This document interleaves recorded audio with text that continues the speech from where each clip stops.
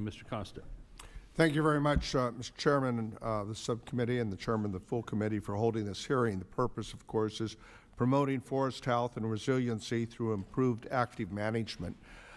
Frankly, I think that we need to examine the whole effort that is going forth between the United States Department of Agriculture and the Forest Service, U.S. Forest Service Agency, in terms of this change that of rearranging priorities and the management for the Forest Service.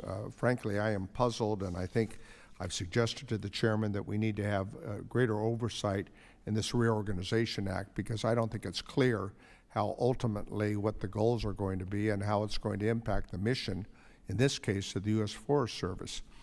You know, I've been here for 21 years, and I think through administrations of both parties, there has been a lack of focus and emphasis on the two areas that we're talking about here today: forest management and the efforts to provide support for fire suppression. And what we've done is we've had a series of circumstances in which we appropriate money for forest management, but the fire season, as the chairman noted in his opening statement, is no longer a season, but it's year-round throughout the West. And we run out of money to deal with the fire suppression. We borrow that money from forest management, and we don't do a very good job in either, in my view. Let me, to the point, talk about an effort that took place by a number of us a few years ago to provide a 10-year wildlife crisis strategy, which invested $1.4 billion to deal with forest management. And Dr. Monahan, I didn't get a chance to see you last night, but I'm glad you're here because I'd like you to comment on this. It deals with 10 high-risk landscapes in 8 western states. It was a tragedy that what occurred in Chairman Lamoffa's district in Paradise, as we all noted. We had the Creek Fire in my area some few years ago that lasted 2.5 months and burned over 400,000 acres of Forest Service. Right now, as I speak, we have the Garnet fire. In 2 weeks, it has consumed over 60,000 acres, and it's 15% contained. I am wondering exactly what we're doing. And the Forest Service, the USDA, has removed from their website this effort on the Inflation Reduction Act on $1.4 billion to manage these 10 high-risk areas. I don't understand why they are doing that, why we are depleting resources from the Forest Service that needs it now at this critical time with climate change and other factors that we're dealing with. Dr. Monahan, would you please comment on where we're putting our resources and the reduction of people that need to be there who have the expertise and the experience to combat the challenges with this fire season?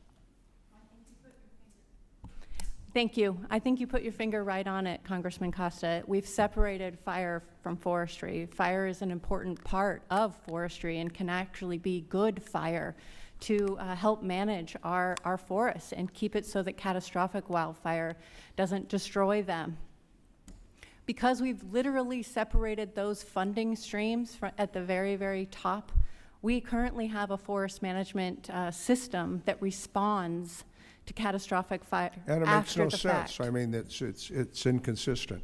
Correct.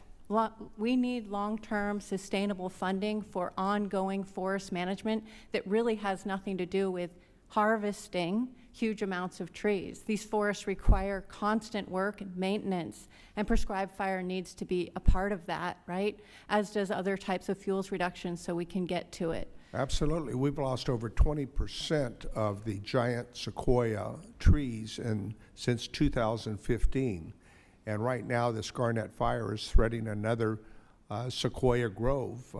And we need, I wrote a letter yesterday, many of my California colleagues supported it, to the Secretary of Agriculture to put a potential focus right now.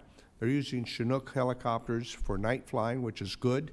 But we need to provide other resources so that we don't have a repeat of what occurred during the Creek Fire some 3 years ago.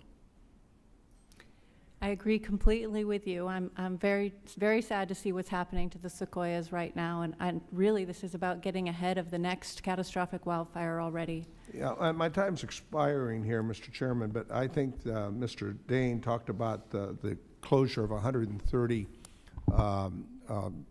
efforts to provide logging resource.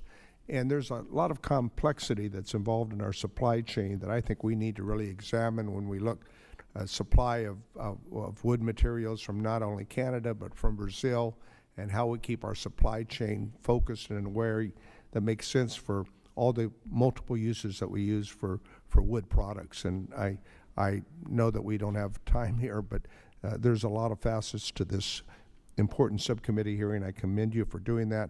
I would like to say one other thing. I'd like to invite the U.S. Department of Agriculture and the representative from the Forest Service to testify before the committee as to what this reorganization means and what their end game is.